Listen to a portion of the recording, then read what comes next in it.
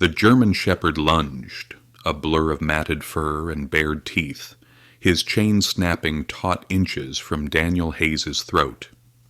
The dimly lit auction house in Peach County, Georgia, erupted in gasps, the stale air thick with dust and dread. Shadows danced on the cracked concrete floor as the dog's scarred body trembled, his growl a low, guttural warning that echoed off the tin walls. The crowd shrank back, their sneers replaced by fear, but Daniel stood frozen, his hazel eyes locked with the animal's dull, hollow gaze. One wrong move, and those jaws would close the gap. In that heartbeat, time held its breath, and something unspoken passed between them, a flicker of recognition amid the chaos. Hope you enjoyed this story. Leave a like and share your thoughts in the comments. We'd love to hear where you're watching from. Now, let's continue with the story. The fluorescent lights overhead buzzed like trapped flies, casting a sickly yellow glow over the weathered wooden benches of the Peach County auction house. The place smelled of damp wood, old hay, and the faint tang of sweat, a relic of decades past clinging to life on the edge of town. Outside, the Georgia night pressed against the grimy windows, heavy with humidity and the distant hum of crickets. Inside, the air was stifling, the crowd restless. Farmers in faded overalls, townsfolk with tired eyes, and a handful of strangers muttered among themselves, their voices a low drone punctuated by sharp laughs. At the center of it all lay the dog, sprawled across the cold floor like a discarded rag, his ribs stark against his dull black and tan coat. Scars crisscrossed his flanks, jagged lines that told a story no one seemed eager to hear. The auctioneer, a wiry man named Amaze, with a voice scraped raw by years of tobacco and shouting, stood on a rickety platform, his gavel clutched in a bony hand. "Folks, we got a former military dog here," he rasped, wiping sweat from his brow with a stained handkerchief. "German shepherd, tough as nails once, I reckon. Starting bid's $50. Any takers?" His plea hung in the air, unanswered. The crowd shifted, their murmurs turning sour. "Not worth a dime," a burly man in a plaid shirt grunted, spitting tobacco juice into a cup. "Look at him, half dead already." "Damaged goods," a woman with pinched lips added, her arms crossed tight. "Who'd want that kind of trouble?" Amos's shoulders sagged, desperation cracking his weathered face. "Come on now, $50. Ain't nobody got a heart tonight?" Laughter rippled through the room, cold and mocking, like the wind rattling the loose panes outside. The dog didn't stir, didn't even lift his head. His eyes, once sharp with purpose, stared blankly at nothing, as if the world had long since drained him dry. In the back row, Daniel Hayes sat alone, his broad frame hunched beneath a faded Marine Corps jacket. At 34, he carried the weight of a man twice his age, calloused hands scarred from battles far beyond Peach County, a distant gaze that rarely met anyone else's. His dark hair was cropped short, streaked with premature gray, and a faint stubble shadowed his jaw. He'd come tonight on a whim, drawn by a nagging pull he couldn't name, but now, watching the dog, that pull tightened into something sharp and urgent. The jeers grated against his ears, each one a splinter under his skin. He knew that look in the animal's eyes, knew it from the mirror, from sleepless nights when the past clawed its way back. This wasn't just a dog. This was a soldier, abandoned and broken, just like him. Across the room, Maggie. Ellis leaned against the wall, her arms folded, her graying auburn hair pulled into a loose bun. As the town's veterinarian, she'd seen her share of strays, but this one hit different. She'd tried to intervene weeks ago when the dog first showed up, dumped by some shadowy military contractor, but bureaucracy had tied her hands. Those scars, that hollow stare, she'd seen them before in animals pushed beyond their limits. Her green eyes flicked to Amos, then to the crowd, her lips pressing into a thin line. She wanted to speak, to fight, but she knew this room. They'd laugh her out before she got a word in. The laughter died as a chair scraped against the floor, loud and deliberate. Heads turned, eyes narrowing, as Daniel rose to his feet. His boots thudded against the warped planks, steady despite the tremor in his hands. The jacket hung loose on him, patched at the elbows, a relic of a life he'd left behind, or tried to. He didn't look at the crowd, didn't flinch under their stares. His voice, when it came, was low and firm, carrying a weight that silenced the room. "I'll take him." For a moment no one moved. Amos blinked, his gavel hovering midair. You sure, son?" he stammered, peering over his glasses. "This one's unpredictable. Ain't no guarantee he won't turn on you." Daniel's jaw tightened, but he didn't waver. "I said I'll take 'em." His tone left no room for argument, a soldier's command wrapped in quiet resolve. The crowd exchanged glances, some smirking, others frowning, but none dared challenge him. They knew the look of a man who'd seen worse than they could imagine. Maggie's breath caught, a flicker of hope stirring in her chest. She'd seen Daniel around town, always alone, always distant, but never like this. There was something in his stance, something raw and determined, that made her believe he might just be the one this dog needed. She stepped forward, her boots scuffing the floor, but stopped herself. Not yet. She'd wait, watch. This wasn't her moment. Amos shrugged, banging the gavel with a hollow thud. "Sold, then. $50 to the man in the jacket. Come settle up, and he's yours." The crowd muttered again, a mix of disbelief and amusement, but Daniel ignored them. He moved toward the platform, each step measured, his eyes never leaving the dog.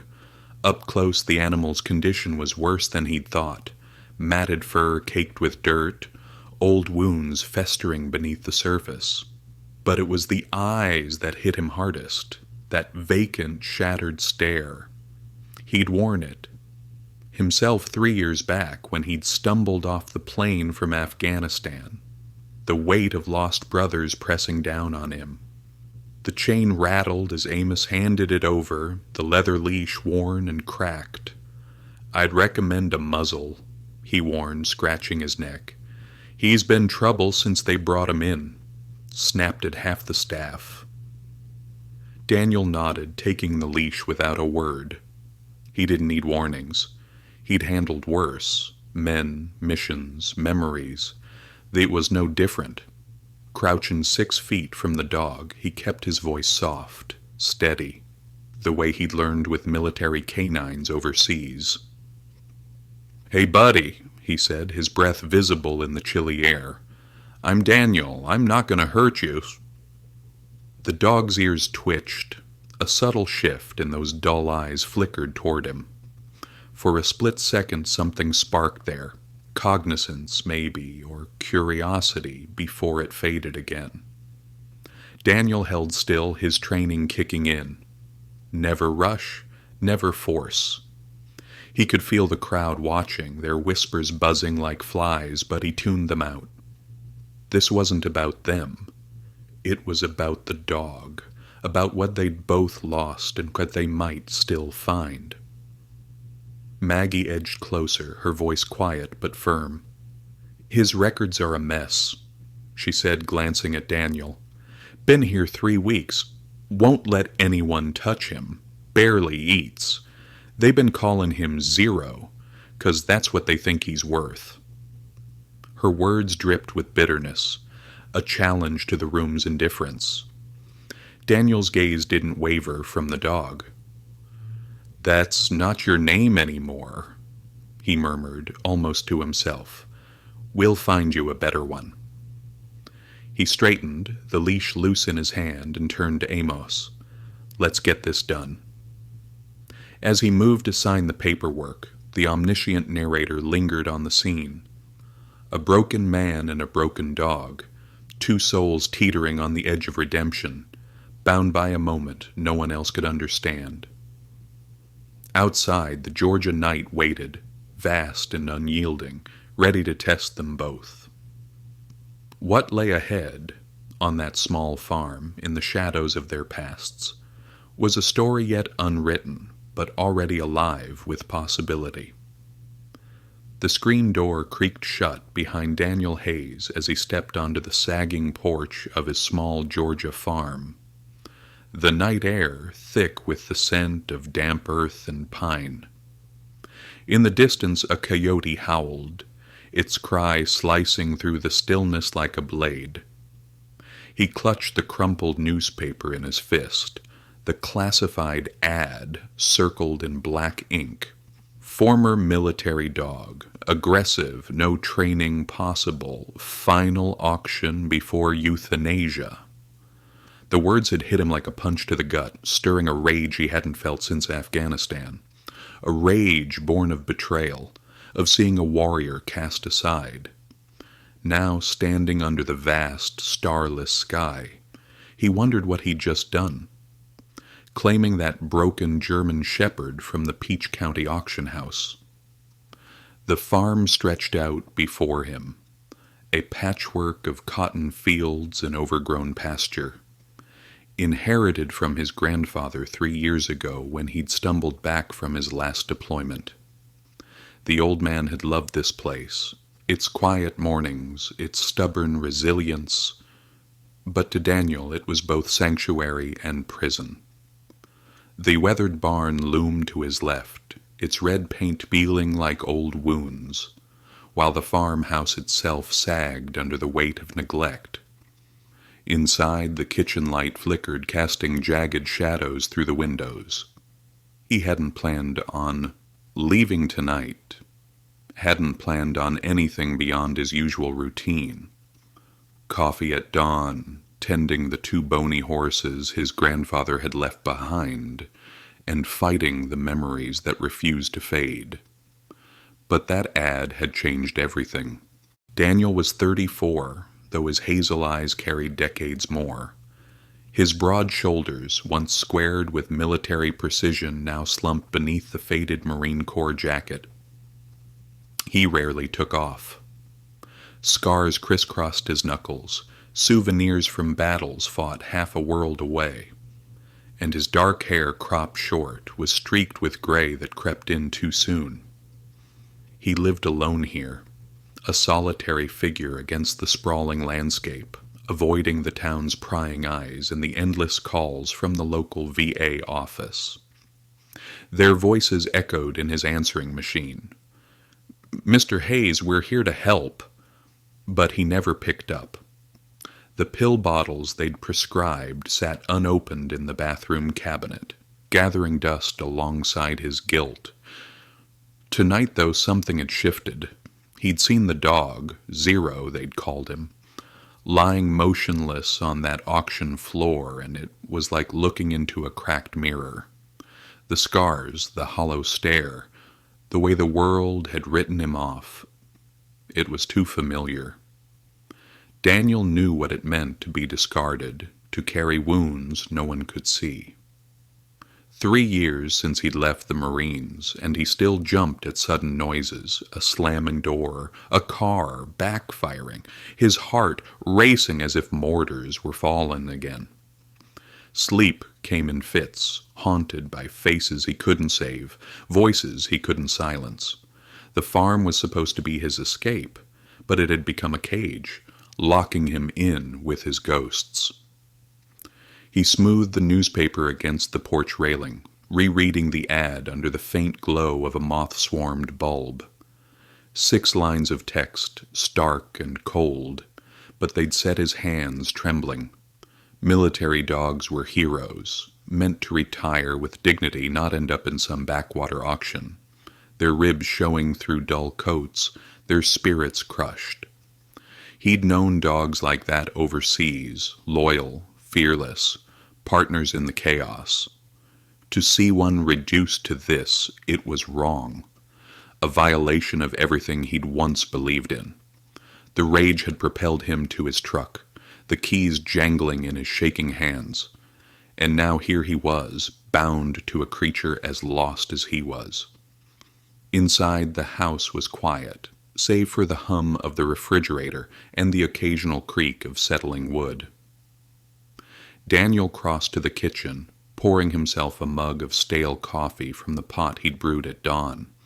The bitter taste grounded him, a ritual to steady his nerves. He leaned against the counter, staring out the window at the barn where he'd soon bring the dog. What had he been thinking? He wasn't equipped for this, not the space, not the know-how, not the heart. But walking away hadn't been an option. Not tonight. The omniscient narrator lingered on Daniel's thoughts, peeling back the layers of a man teetering on the edge. He didn't know it yet, but this decision would unravel him piece by piece, forcing him to face the past he'd buried. The dog, Dusk as he'd soon call him, was more than a rescue. He was a mirror, a challenge, a chance at something Daniel couldn't yet name. Outside, the night pressed on, the coyote's cry fading into silence, leaving only the promise of dawn and the weight of what was to come. The auction house stood like a relic against the Georgia night, its tin roof glinting faintly under a sliver of moon. Inside, the air hung heavy with the stench of sweat and old wood, the crowd's murmurs fading as Daniel Hayes approached the platform. The German shepherd lay still on the concrete, his scarred body a map of untold horrors, his breath shallow but steady. Amos, the auctioneer, handed over the paperwork with a skeptical grunt. The $200 cash Daniel pressed into his palm, disappearing into a rusty tin box. A liability waiver slid across the table, its edges curled from humidity, and Daniel signed without reading, his signature a jagged slash of ink. The leash came next, its leather worn thin, and Amos muttered, "He's all yours, but don't say I didn't warn you." Daniel nodded, his hazel eyes fixed on the dog.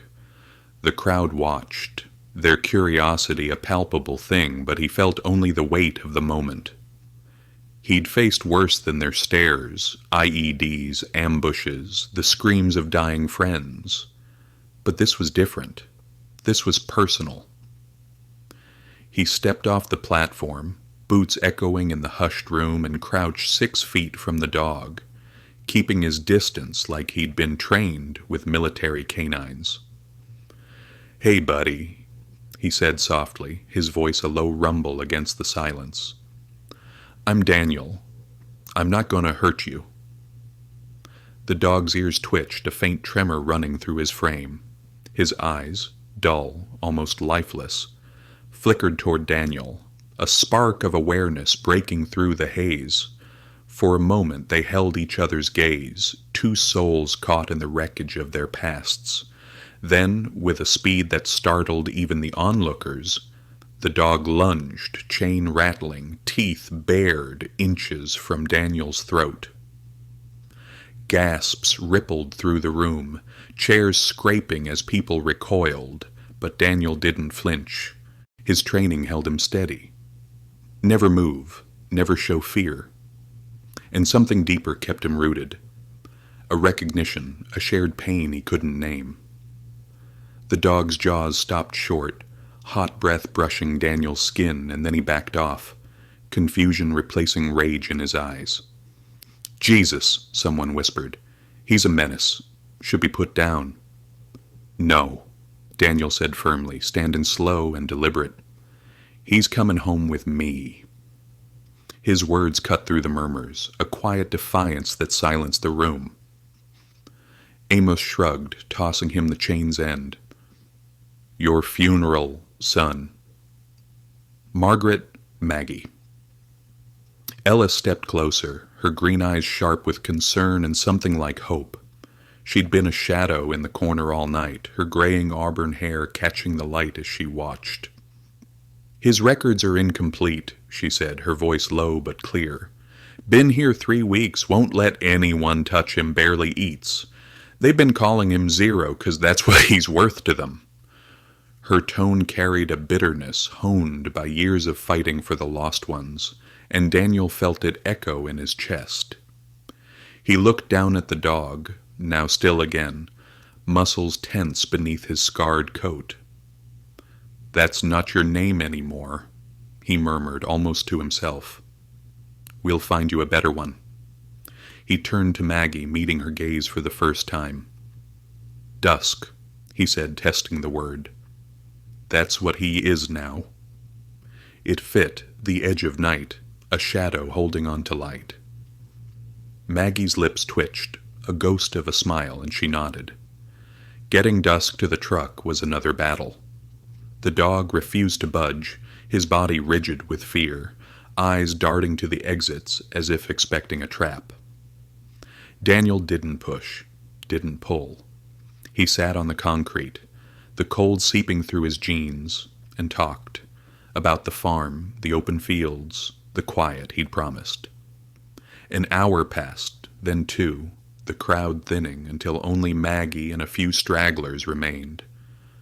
Mr. Hayes, Amos called, impatience sharpening his voice. We're closing up. If you can't handle him. We'll leave when he's ready, Daniel replied, his tone leaving no room for debate. The auctioneer huffed but said nothing more. As the moon climbed higher, casting long shadows through the windows, Dusk took a tentative step toward Daniel, then another. By the time they reached the truck, he walked beside him, not trusting, not yet, but willing. Maggie watched them go, her heart lifting despite the odds. She whispered, "Good luck," unsure if she meant it. For the man or the dog, the narrator lingered on the scene, peering into their futures. A farm waiting in the dark, a bond yet to be forged, and secrets buried deep, ready to surface. Dusk's scars held stories Daniel would soon uncover, and the night was only the beginning. The truck's engine sputtered to a stop in front of Daniel Hayes's small Georgia farm, the headlights slicing through the inky blackness before flickering out. The night wrapped around them like a heavy quilt, thick with the hum of cicadas and the rustle of pine needles in the breeze. Daniel stepped out, the gravel crunching under his boots, and opened the passenger door where Dusk sat rigid, his scarred frame silhouetted against the faint glow of the dashboard. The German shepherd's eyes darted to the open fields beyond, then to the weathered barn looming nearby, its sagging roof a dark smudge against the starlit sky. Daniel held the leash loose, his voice soft as he coaxed, "Come on, buddy. This is home now." Dusk didn't move, his muscles taut beneath his matted coat, his breath coming in shallow bursts. Daniel had prepared a corner of the barn for him. Fresh straw, a bowl of water, an old blanket from the attic. But the dog's gaze fixed on the enclosed space with a trembling intensity. It wasn't just reluctance, it was fear, raw and primal, etched into every line of his body. Daniel recognized it, the same dread he'd felt in tight quarters, after Afghanistan, when walls seemed to close in like a trap. He let the leash drop, crouching a few feet away, and waited. The air was cool now, a faint mist curling up from the cotton fields, carrying the earthy scent of Georgia soil. Minutes stretched into an hour, the silence broken only by the occasional hoot of an owl. Daniel sat on the damp ground, his faded Marine Corps jacket pulled tight against the chill, and began to talk. "This place used to be my granddad's," he said, his voice low and steady, the way he'd calmed spooked recruits in the field. He'd sit out here at dawn, watching the sun come up over those fields. Said it was the quietest place he knew. Plenty of room to breathe, dusk. No cages, no chains, just space. He didn't know if the dog understood, but the words were as much for himself, a tether to something solid in the swirling chaos of his mind. Dusk's ears twitched, his head tilting slightly, but he stayed put, a statue carved from shadow and scars. Daniel kept going, his breath visible in the night air. "Got 2 horses out back, old as dirt, but they keep me company. You'll meet 'em tomorrow, maybe. No rush." He leaned back, resting on his hands, the cold seeping through his jeans. He'd learned patience overseas, waiting out ambushes, waiting for dawn, and he'd use it now. This wasn't about forcing dusk inside. It was about proving there was no threat here, no pain waiting in the dark. The sky lightened faintly in the east, a gray promise of morning when dusk finally moved. One tentative step, then another, his claws clicking softly against the truck's floorboard. He didn't come close, didn't trust yet, but he slid down to the ground, keeping Daniel in his peripheral vision. It was enough. Daniel stood slow, brushing dirt from his palms, and led the way to the porch steps. Dusk followed, at a distance, settling near the fence line, his eyes fixed on the barn as if it might swallow him whole. Daniel sat on the steps, the wood creaking under his weight, and watched the dog watch the night. Neither slept, but the quiet held them together, a fragile thread in the vastness.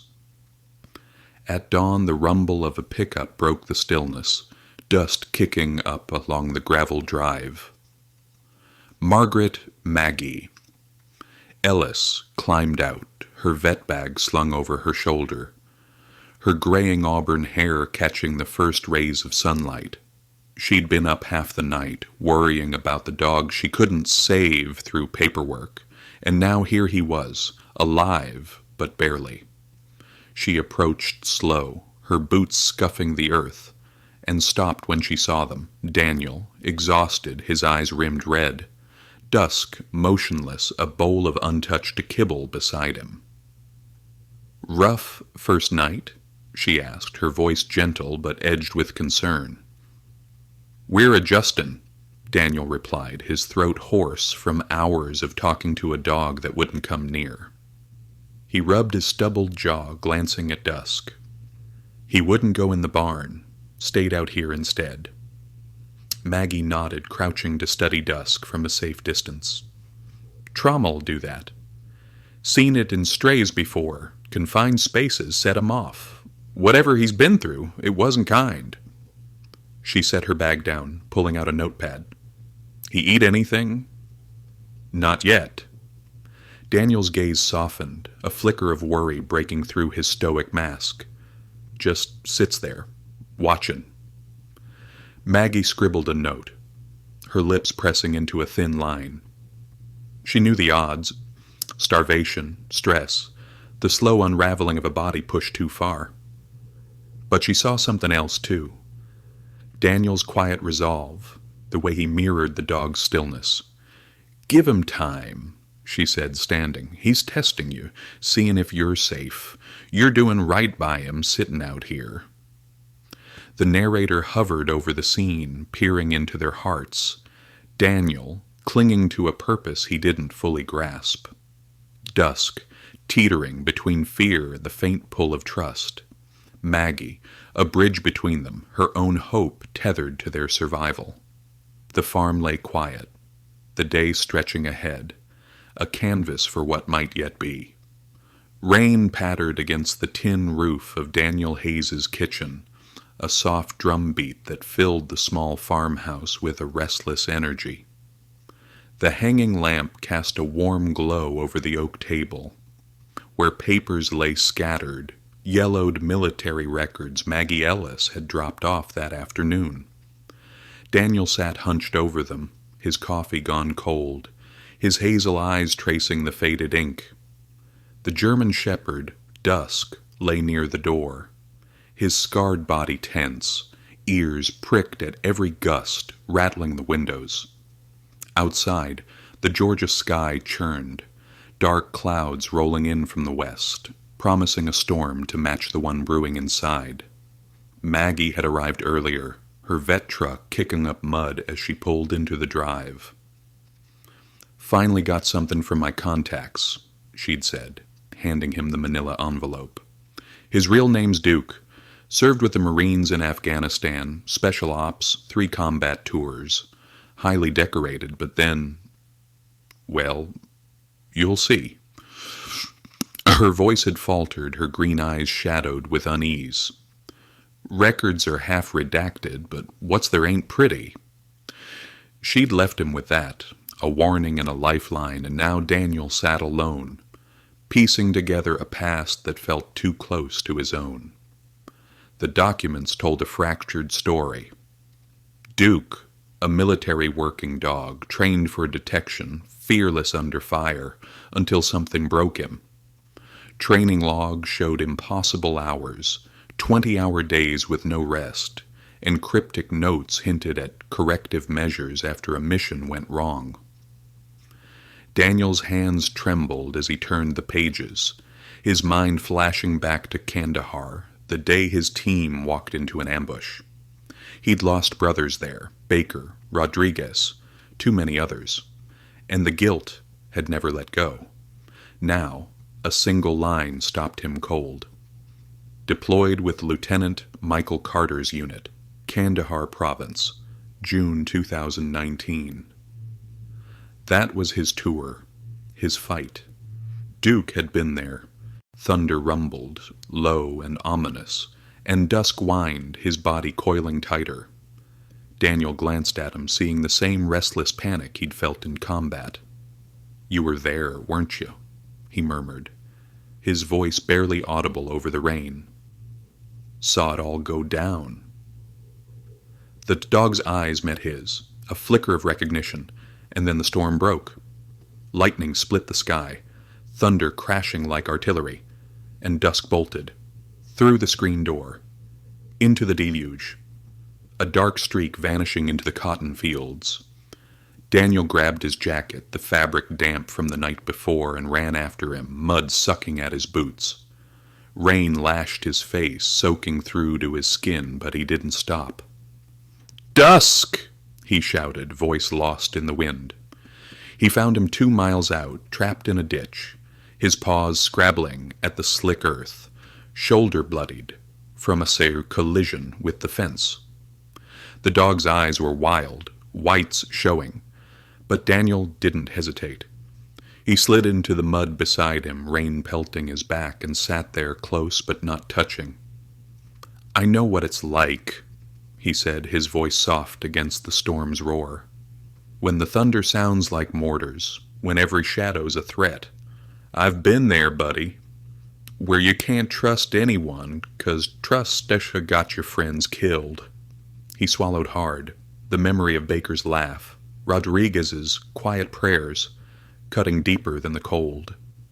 "But you can't stay there forever. I've tried." Dusk's ears twitched, his trembling slowing as Daniel's words wove through the chaos. The rain eased, the sky quieting, and the dog took a shaky step toward him, then another. He didn't come close enough to touch, but he didn't run either. They walked back together, man and dog, soaked and weary, the farm a faint outline in the dawn light. Inside, Daniel sank into a chair, Dusk collapsing near the hearth, and the silence settled like a balm. The narrator watched them, knowing the storm had shifted something irrevocable. Those records held more than Duke's past. They held the key to Daniel's, a thread tying them to a day neither could forget. The truth was coming, slow and relentless, and it would change everything. The midday sun beat down on the small Georgia town near Daniel Hayes's farm, its rays glinting off the whitewashed steeple of the old Baptist church and the dusty windows of Wilson's General Store. The air buzzed with the drone of cicadas and the faint clatter of a tractor in the distance, a sleepy rhythm disrupted by the crunch of tires on gravel.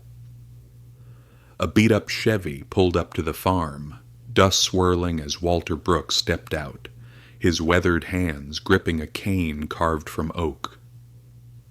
At 68, the retired Marine K-9 handler carried the stoop of years, but his sharp blue eyes held a fire that time hadn't dimmed.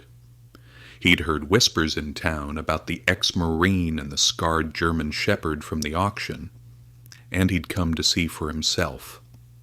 Daniel stood on the porch, wiping sweat from his brow with a rag. Dusk at his side, the dog's ears pricked toward the stranger. A week had passed since the storm, and though Dusk still kept his distance, he'd begun to shadow Daniel's steps, a silent presence in the farm's quiet routine. Walter approached slow, leaning on his cane, his gaze flicking between man and dog. "Heard you pulled a military mutt out of that auction," he said, voice gravelly but warm. "Mind if I take a look?" Daniel nodded, stepping aside. "Name's Dusk now. Was Zero to them?" His tone was clipped, but there was a flicker of curiosity in his hazel eyes.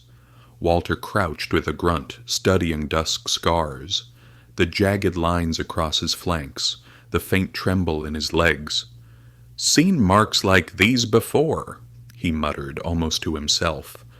"Harsh training. Too harsh. Shock collars, maybe worse. He's been through hell, all right." Dusk tensed, but he didn't retreat. His eyes locked on Walter's. The old man straightened, a shadow crossing his face. "I lost 2 dogs to a program like that. Labeled unstable after they started limping. Never sat right with me."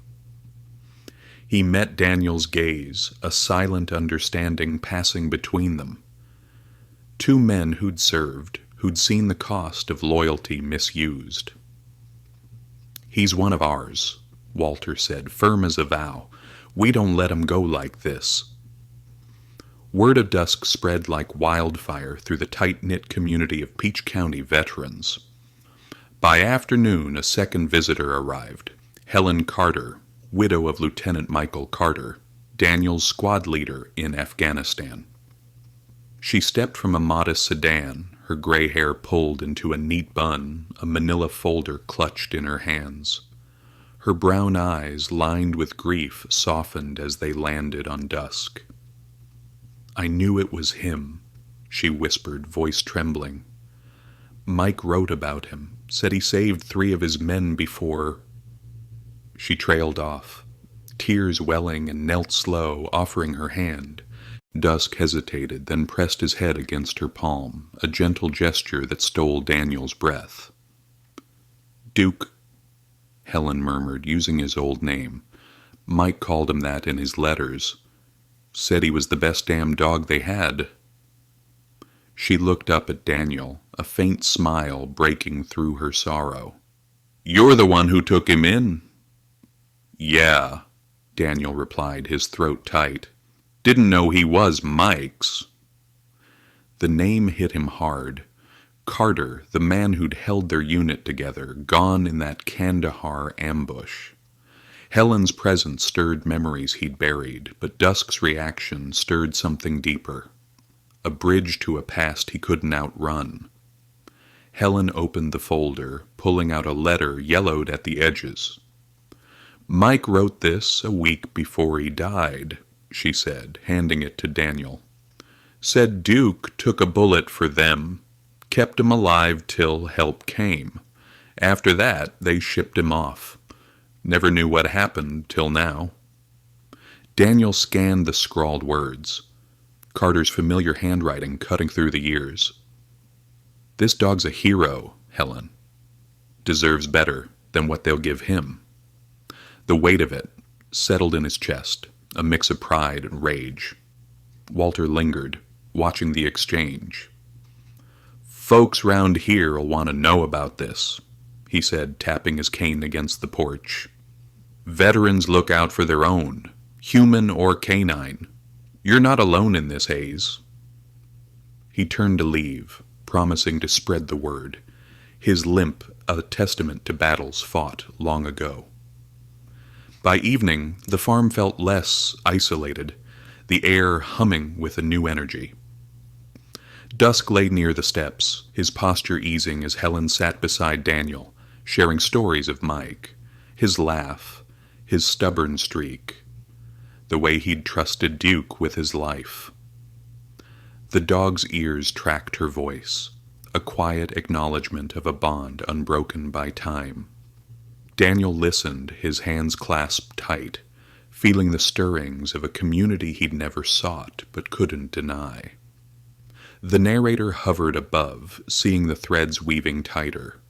Walter's resolve, Helen's grief, Dusk's silent memory tying them to Daniel's fractured soul. This was no longer just a rescue, it was a reckoning, a call to those who remembered what duty meant. Twilight draped the Georgia back roads in a shroud of purple and gold, the pines casting long shadows across the narrow lane leading to Daniel Hayes's farm. The air was thick with the scent of wet earth and honeysuckle, a deceptive calm broken by the low growl rumbling from Dusk's throat. The German shepherd stood rigid on the porch, his scarred ears pivoted forward, eyes fixed on the horizon where two black SUVs crept into view, their headlights off. Daniel stepped outside, the screen door banging shut, his hand instinctively tightening around the coffee mug he held. Something was wrong. He felt it in his bones, the same prickle he'd known before a firefight. The vehicle stopped at the end of the drive, engines idling, and two men emerged, broad-shouldered, clad in dark civilian clothes that didn't hide their military bearing. They moved with purpose, boots crunching gravel, stopping just shy of the property line. "Mr. Hayes," the taller one called, his voice smooth as polished steel. "We're with a private security firm. Heard you acquired some military property recently. We'd like to discuss a transaction." Daniel's jaw clenched, his hazel eyes narrowing. "He's not property," he said, stepping forward, Dusk at his heel. "He's mine. Bought him fair and square." The dog's growl deepened, a low warning that vibrated through the stillness, his hackles rising like a ridge of thorns. The shorter man smirked, hands in his pockets. "That dog's a retired asset, valuable to the right people. We're authorized to offer substantial compensation. No need for trouble." His tone was casual, but his eyes were cold, assessing, like a predator sizing up prey. "Private property," Daniel shot back, his voice steady despite the pulse hammering in his ears. "You're trespassing! Leave!" He set the mug on the porch rail, freeing his hands, his stance shifting to the readiness he'd honed in combat. Dusk moved closer, positioning himself between Daniel and the men, his military training flickering to life. A protector, not a victim. The taller man raised a placating hand, but his smile didn't reach his eyes. "Think it over, Hayes. We'll be in touch." They retreated to their SUVs, engines roaring, as they vanished into the dusk, leaving a chill that lingered long after the dust settled. Daniel exhaled, his breath shaky, and knelt beside Dusk, running a hand through the air above the dog's back, close but not touching. "Good boy," he murmured more to himself. "They won't take you." Inside, the phone rang, sharp and insistent. Daniel answered, Maggie Ellis's voice crackling through the line. "You okay?" she asked, urgency cutting through her usual calm. "Heard from a friend at the clinic. Some suits were asking about Dusk. Said they're tied to a contractor out of Savannah. Showed up here just now, Daniel said, glancing at Dusk, who'd settled near the door, still alert. Wanted to buy him. Didn't take no for an answer. Maggie cursed under her breath. I've been poking around his records. Found something under his fur today, a metal tag, embedded deep. Took it out after he let me near him this morning. It's a tracker, Daniel, military grade. Her words hit like a punch, the pieces falling into place. Why they'd come, how they'd known. Grayson, Daniel muttered, the name from Duke's file surfacing like a ghost. Colonel Philip Grayson, the shadow, behind the abuse, the man who turned a hero into a shell. They're watching him. More than that, Maggie said. I called a contact. FBI's got an eye on Grayson's outfit. Someone'll reach out soon. Stay sharp, all right? She hung up, leaving Daniel with the hum of the line and a growing dread. Later, as stars pierced the sky, the phone rang again. A woman's voice, crisp and official. Mr. Hayes, this is Agent Evelyn Price, FBI. We need to talk about that dog and Philip Grayson. Dusk's ears twitched, his gaze meeting Daniel's, a silent pact forming in the dark. The narrator lingered, seeing the storm brewing, strangers in the night, a tracker's cold truth, and a name that promised danger. The farm was no longer a sanctuary, it was a battlefield, and the fight was just beginning. The private training facility near Savannah sprawled under a merciless Georgia sun, its steel fences glinting like razors against the flat, marshy landscape. The air thrummed with the distant barking of dogs and the hum of anticipation as military observers, private contractors, and foreign buyers gathered in a sleek viewing area, their murmurs blending with the rustle of coastal wind. Daniel Hayes stood at the edge of the compound, his faded Marine Corps jacket swapped for a borrowed suit, a fake ID badge clipped to his chest, credentials Agent Evelyn Price had secured to get him inside. Beside him, Dusk wore a tactical vest, his scarred frame taut but steady, his eyes scanning the kennels where other dogs paced in tight circles.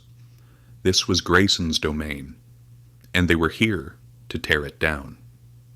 Evelyn's voice crackled through the earpiece tucked in Daniel's ear.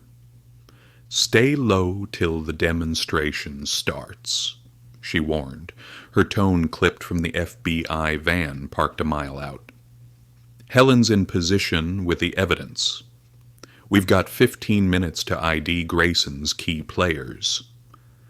Daniel nodded, adjusting his tie, his hazel eyes flicking to Helen Carter, who moved through the crowd, posing as a journalist.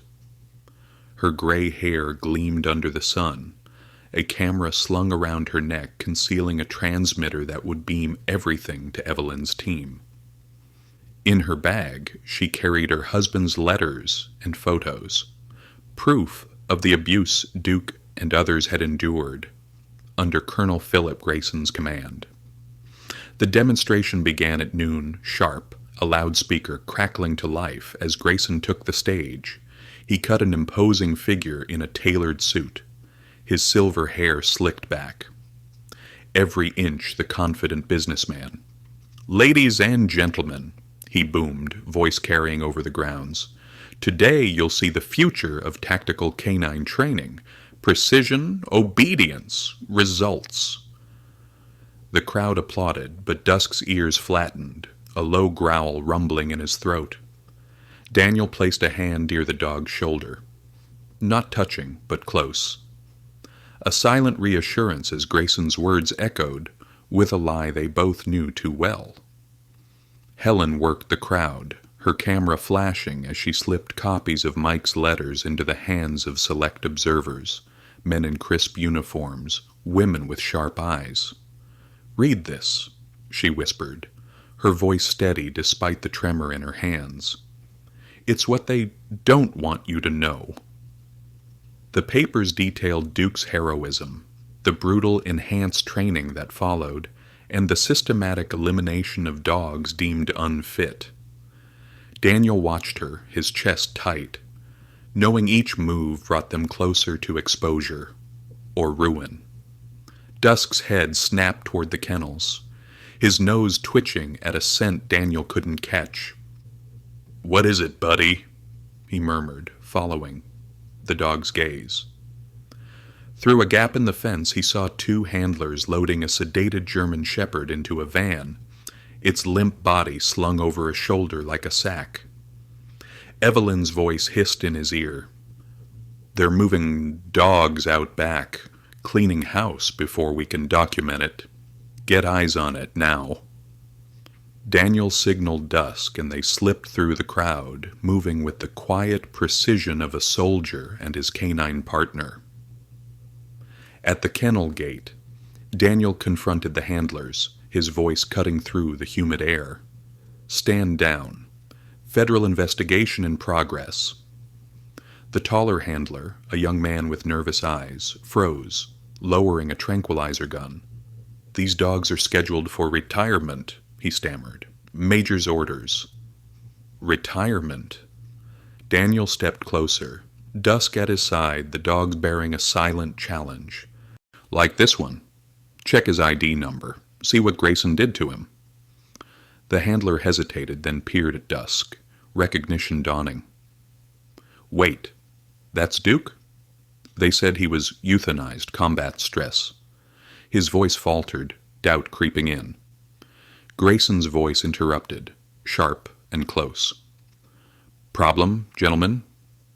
He rounded the corner with two security guards, his composure slipping as he saw Dusk.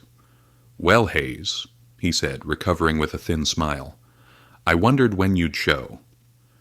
Expected more dramatics, though." His eyes flicked to the sedated dog, then back to Daniel, a flicker of unease betraying his calm. "No dramatics needed," Daniel replied, his tone ice-cold. "Just the truth about the dogs you've broken, the evidence you've buried." Before Grayson could respond, shouts erupted from the kennels. Smoke billowed from a rear building, flames licking at the dry wood. A desperate move to destroy records. "Get that dog out!" Daniel barked, and Dusk sprang forward, dodging a guard to reach the van. With a nudge of his nose, he roused the sedated shepherd, guiding it to safety as fire roared behind them. Chaos erupted, observers scattering, handlers fleeing. But Daniel and Dusk stood firm, the flames casting their shadows long and defiant. Grayson vanished into the smoke, his empire cracking, but the fight wasn't over. The narrator watched, knowing this was the turning point. Truth ignited, a bond tested, and a cost yet to be paid.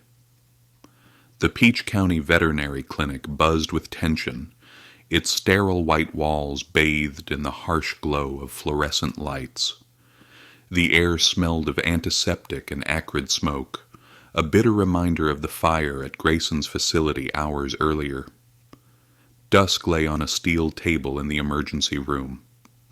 His scarred body still, his breathing labored through an oxygen mask. Burns marred his left side, singed fur peeling away to reveal raw skin, and his lungs rasped from the smoke he'd braved to save another dog.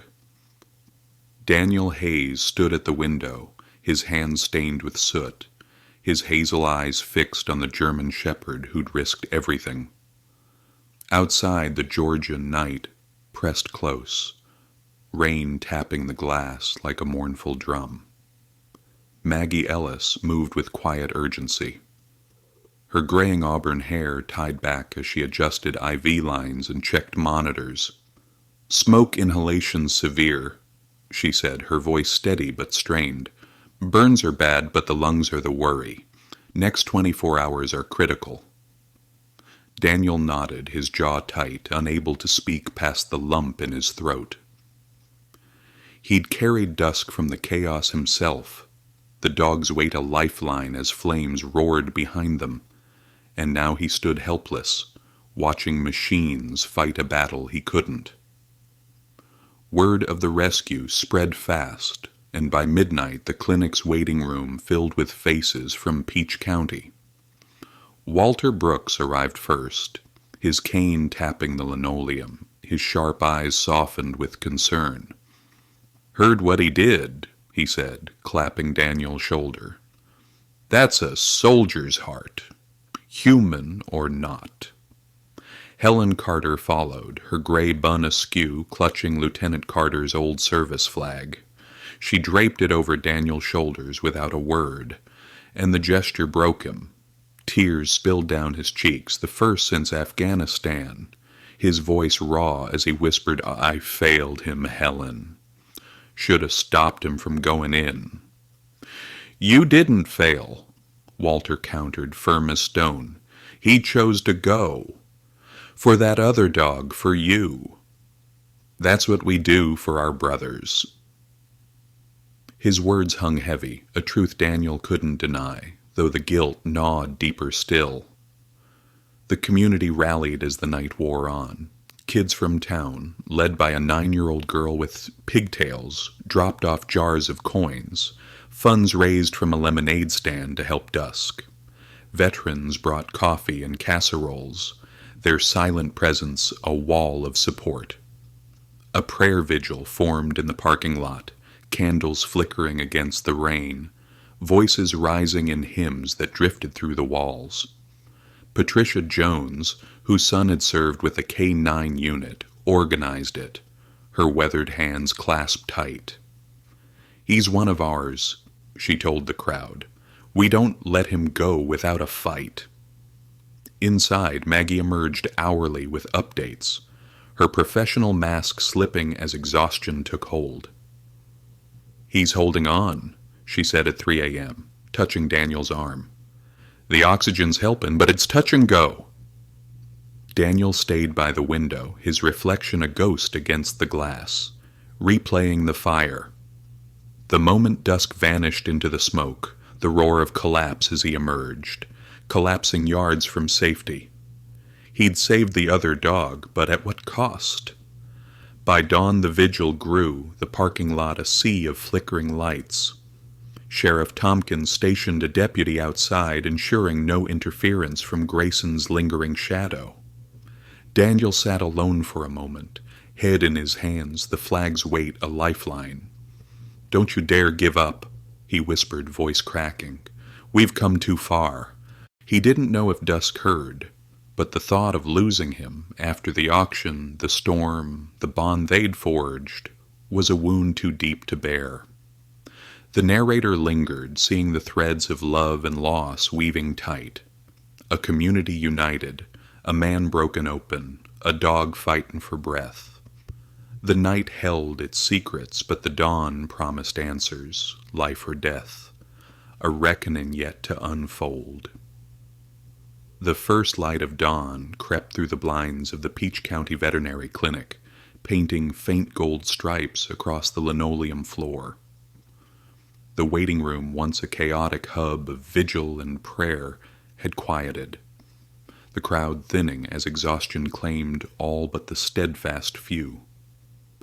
Daniel Hayes sat slumped in a plastic chair, his soot-stained hands clasped tight, the service flag Helen Carter had given him draped across his shoulders like a shield. His hazel eyes, red-rimmed from sleeplessness, stayed fixed on the emergency room door where Dusk fought for life. The German shepherd's rasping breaths echoed in his mind, a sound that had haunted him since the fire at Grayson's facility, a sound he couldn't unhear. Maggie Ellis emerged from the back, her graying auburn hair limp with sweat, her green eyes bright with a cautious hope. She peeled off her gloves, tossing them into a bin, and crossed to Daniel, her steps deliberate despite the fatigue etching her face. "He's awake," she said, voice soft but firm. "Vital signs are stabilizing. Tail gave a little wag when I checked him. First sign he's coming back to us." Daniel's head snapped up, a breath he hadn't known he was holding escaping in a rush. "Can I see him?" he asked, already rising, the flag slipping to the chair. Maggie nodded, leading him through the swinging doors. The emergency room smelled of antiseptic and singed fur, a stark reminder of the night's cost. Dusk lay on a padded table, an oxygen mask strapped to his muzzle, IV lines snaking from his bandaged leg. His burns were wrapped in white gauze, stark against his black and tan coat, but his eyes, those once dull eyes, flickered with recognition as Daniel approached. The dog's tail thumped weakly against the table, a small but seismic gesture, and Daniel sank to his knees beside him, his hand hovering over Dusk's head. "Hey, buddy," he whispered, voice cracking. "Look at all these folks here for you. A whole town of battle buddies." Outside, the vigil had dispersed, but the parking lot bore traces of their faith. Melted candle wax, crumpled hymn sheets, a child's drawing of a dog taped to the clinic door. Walter Brooks lingered, leaning on his cane, his sharp blue eyes softening as he watched through the window. Helen Carter stood beside him, clutching her husband's letters, her gray bun neat, again, despite the night's toll. "He's a fighter," she said, voice steady with pride. "Like Mike." Walter nodded, tapping his cane. "Like all of us." Back inside, Agent Evelyn Price arrived, her crisp suit a contrast to the clinic's disarray. She carried a thick file, her dark eyes grave as she joined Daniel by Dusk's side. "Got something you need to hear," she said, spreading papers across a nearby counter. "Military finally coughed up the full report on Duke. His last mission. Explains why Grayson wanted him gone." Daniel straightened, his gaze shifting from Dusk to the documents, a knot tightening in his chest. Evelyn pointed to a page marked with red stamps. "Kandahar, June 2019. Duke was with Lieutenant Carter's unit, your unit, Hayes. Ambush hit hard, but he caught the scent of trouble early. Broke free from his handler, Grayson's man, and ran to warn Carter's squad. Took a bullet shielding him, saved half the team." She paused, letting it sink in. Handler ignored his signals, pushed him forward under Grayson's orders, part of that enhanced training crap. Wanted to prove force, beat instinct. Duke proved him wrong. Daniel's hands trembled, the memory flooding back, dust and blood, Carter shouting orders, a dog's frantic barking cutting through the chaos. "That was him," he rasped, looking at Dusk. "I heard him. Thought it was just noise. He was trying to get us out." The guilt he'd carried for 3 years, the weight of not saving his brothers, shifted, lightening as the truth settled. Dusk hadn't just been there. He'd fought for them, just as he'd fought in the fire. Grayson punished him for it. Evelyn continued, voice hard. Marked him disobedient. Shipped him to that hellhole program. Wanted him erased because he could have exposed the whole operation. She tapped the file. "This clears him and you. He's a hero, Hayes, not a washout." Maggie watched from the corner, her notepad forgotten, tears brimming as she saw Dusk lift his head, eyes locked on Daniel. "You were protecting them," Daniel said softly, his hand finally resting on the dog's neck. The first touch Dusk didn't flinch from. "Just like you protected that dog last night." The room stilled, a moment of absolution binding them, man and dog, survivors of the same war. By midday, the clinic buzzed with quiet celebration. Kids dropped off more coins, veterans shook Daniel's hand, and the sheriff's deputy grinned from the door. Dusk's recovery wasn't certain, but it was possible, and that was enough. The narrator lingered, seeing the dawn break wider. A past redeemed, a bond solidified, and a community ready to carry them forward. 2 months later, the Georgia sun hung low over Daniel Hayes's farm, casting long shadows across the cotton fields and the newly built kennels that gleamed with fresh paint. The once solitary property had transformed into the Dusk Recovery Haven, a sanctuary for retired military dogs and their handlers. Its gates open to the broken and the brave. Daniel stood in the training yard, a clipboard in hand, his faded jacket swapped for a work shirt rolled to the elbows. Dusk paced beside him, his burns healed into faint scars, his gait steady despite a lingering limp. The German shepherd's eyes, once vacant, now shone with quiet purpose. A mirror to the man he'd saved as much as been saved by. The haven had grown from a dream born in the clinic's desperate hours.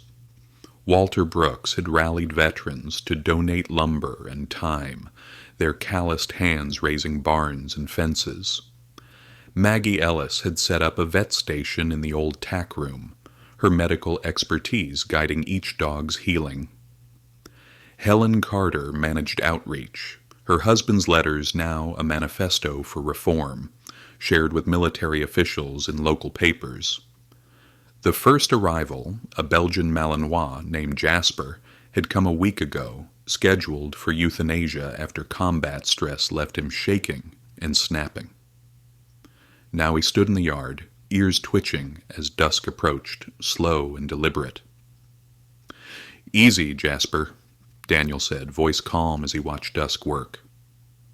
The older dog didn't bark or posture. He simply sat, his presence a steady anchor, letting Jasper circle and sniff. After a tense minute, Jasper lay down, head resting near Dusk's paws, a surrender born of trust, not fear. Daniel smiled, a rare curve of his lips, and jotted a note. "He's learnin' from you, buddy," he told Dusk, who flicked an ear in acknowledgement. The Haven's methods were unorthodox, rooted in Daniel's bond with Dusk. "These dogs don't need retrainin'," he'd told a group of visiting military vets, their skeptical faces softening as they watched Jasper's progress. "They need to remember who they were before the trauma. Loyal, protective. We just help them trust that again." Dusk was the blueprint, his patient guidance a living lesson in resilience. He'd greet each new dog, assess their fear, and show them safety in small steps, lying near, sharing space, offering a nudge when they faltered. Helen approached, a stack of letters in hand, her brown eyes bright with purpose. "Got word from D.C., she said, handing Daniel a printout. "Your testimony and Duke's story push through new regs, independent oversight for training programs, mandatory psych evals for dogs. Grayson's mess won't happen again." Daniel scanned the page, relief washing over him. The fight at Savannah had sparked a reckoning, and though Grayson was still in custody, his influence was crumbling. Walter limped over, cane tapping the dirt, a grin splitting his weathered face. "Heard Jasper's handler's comin' tomorrow. A Marine with PTSD. Match made in heaven thanks to this one." He nodded at Dusk, who'd settled beside Jasper, the two dogs basking in the fading light. "You've built something here, Hayes. More than a farm." By evening, the yard buzzed with quiet life, dogs stretching in the grass, veterans swapping stories over coffee, Maggie checking charts in her makeshift clinic. Daniel sat on the porch steps, Dusk at his side, watching the sun dip below the pines. The haven wasn't just a refuge, it was a legacy, proof that broken things could mend, that purpose could rise from pain. Jasper's handler would arrive soon, a new chapter in a story Dusk had started. The narrator hovered, seeing the future unfold, a haven growing, a dog leading, a man finding his place. The past was behind them, but its lessons lived on, ready to shape what came next. The autumn sun dipped low over Daniel Hayes's farm in Peach County, Georgia, painting the cotton fields in hues of amber and rust. Golden leaves spiraled from the ancient pines, drifting across the gravel drive to settle on the porch where Daniel sat. His broad frame settled into a rocking chair worn smooth by years. The air carried the crisp scent of fall, wood smoke, damp earth, and the faint sweetness of late-blooming honeysuckle, a season of endings and quiet promises. Beside him lay Dusk, the German shepherd's once vibrant coat now streaked with gray, his scarred muzzle resting on his paws. At 12 years old, his eyes still held a spark, though dimmed by time, and his breaths came slow, a rhythm Daniel had memorized through countless nights. The farm had grown into the Dusk recovery haven, its boundaries marked by sturdy fences and kennels alive with the soft barks of retired military dogs. The original barn, once a shadowed relic, stood renovated, a state-of-the-art training center where veterans and their canine partners rebuilt what war had broken. 5 years had passed since the fire at Grayson's facility, since Dusk's heroism had ignited a movement, and the haven had become a beacon, drawing souls from across the country. Today it buzzed with the annual Dusk Run, an event that swelled the fields with laughter, footsteps, and the jingle of dog tags as handlers and their charges raced in honor of healing and hope. Danielle's hands, scarred and steady, rested on a leather journal, Lieutenant Michael Carter's, gifted by Helen after the reforms took root. Its pages, yellowed but cherished, held the genesis of their journey, tales of Duke's courage, warnings of Grayson's cruelty, a plea for justice that Daniel and Dusk had answered. He wore a work shirt now, the faded Marine Corps jacket hung inside, a relic of a past he'd made peace with. His dark hair was fully gray, his face etched with lines of loss and triumph, but his hazel eyes shone clear, reflecting a man who'd found his place. Dusk lifted his head, ears twitching as a group approached. New arrivals for the haven, 3 veterans and their dogs, their faces a mix of wariness and longing. Among them stood a young woman, her arm in a sling, her German shepherd limping beside her. Daniel rose, slow but sure, and Dusk followed, his gait stiff but deliberate. "Welcome," Daniel said, voice warm as the twilight. "You're home now." The woman nodded, tears brimming, and her dog sniffed Dusk, who sat with quiet dignity, offering the same patient presence he'd given Jasper years ago. It was a ritual now, Dusk greeting the broken, showing them the way back. Helen Carter emerged from the training barn, her gray hair loose in the breeze, a clipboard in hand. She'd become the haven's heart, her outreach turning their story into a national call for reform. "Crowd's bigger this year," she said, smiling at Daniel. "Folks from Texas, even Canada. They're here for him." She nodded at Dusk, who'd settled back beside Daniel, his eyes tracking the runners in the distance. The Dusk Run had grown beyond Peach County, a celebration of loyalty and second chances, its proceeds funding the haven's work. Walter Brooks limped over, his cane tapping a steady beat, his sharp blue eyes twinkling beneath a worn cap. "Got a letter from the Pentagon," he announced, handing Daniel an envelope. "Shadow Protocol's official, named after him. Every military dog's tracked now, cared for till the end. Grayson's ghost don't haunt him anymore." Daniel opened it, scanning the formal praise. In recognition of Duke Dusk Hayes, whose resilience reshaped canine welfare. He folded it, slipping it into the journal, a quiet pride settling in his chest. Maggie Ellis joined them, her vet bag slung over her shoulder, her green eyes softened by years of healing.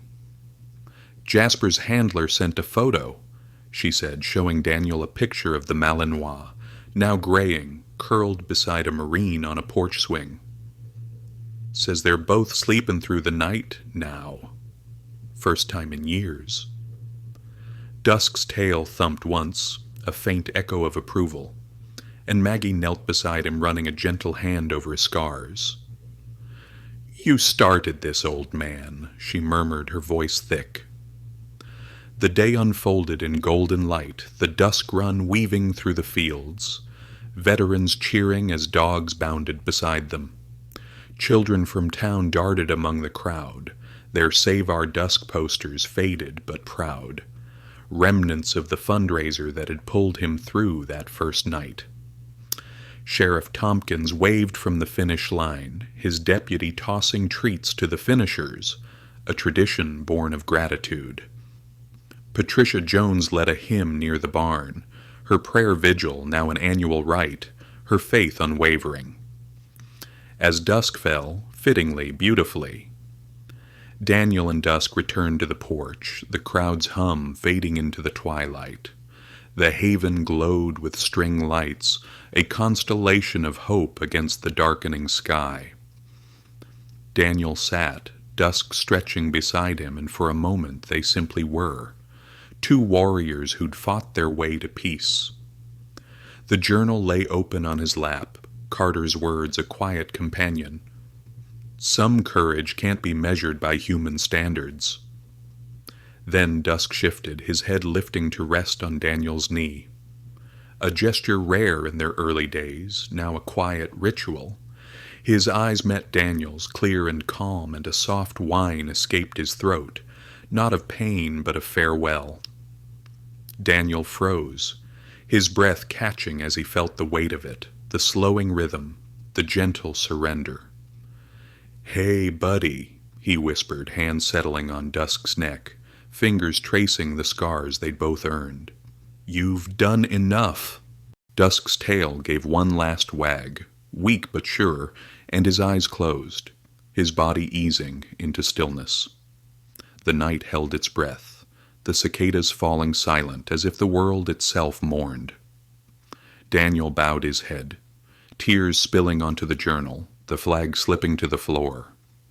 He didn't sob, grief was too deep for that, but sat with the loss, the porch creaking beneath him, the haven alive beyond.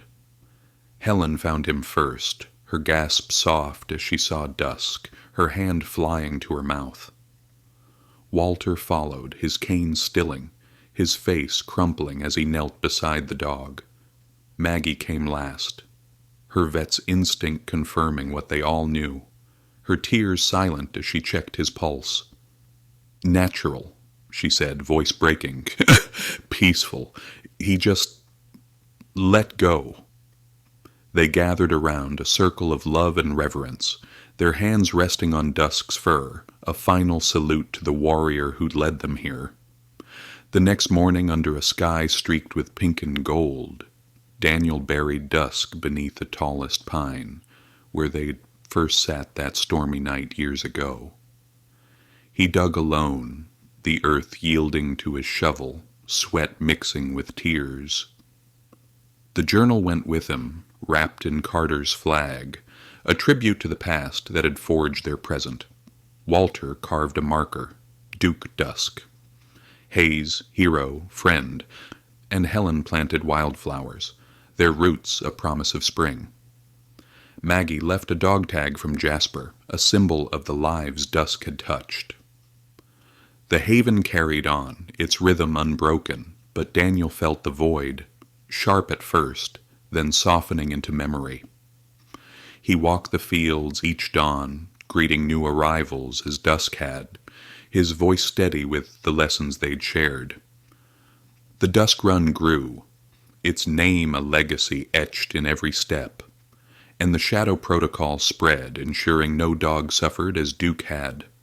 Letters poured in, handlers, veterans, families, each one a thread in a tapestry Dusk had woven.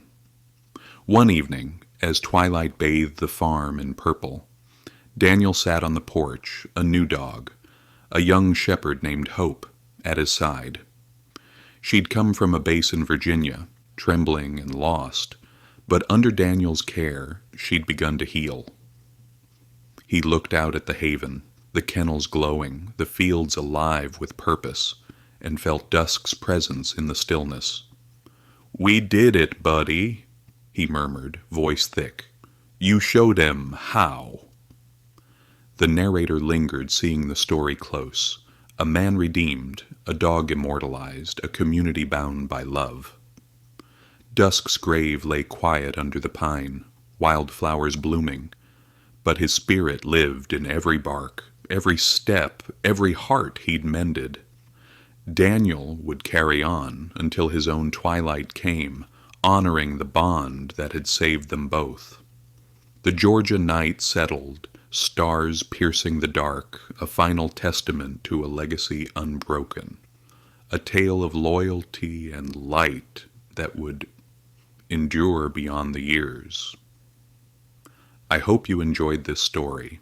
Subscribe to my channel so you don't miss touching stories. Leave a like and then comment below what you thought of the emotional stories. See you in the next video.